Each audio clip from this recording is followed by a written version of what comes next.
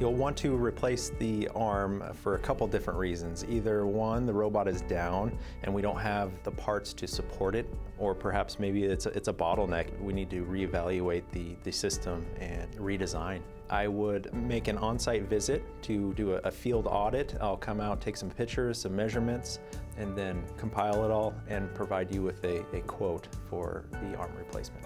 Our engineering team will work directly with you through the whole process. And most of the times on arm replacements, it's a direct replacement. So we already have, all the drawings, all the prints, all your product dimensions. So it's quite easy. We're literally taking the arm off the base and removing the control cabinet and replacing it with the new generation. So we have time to play with the schedule and what works best with the customer to install the machine on their time, whether it be maybe over a holiday weekend or the weekends, or we're gonna try to make it as seamless as possible.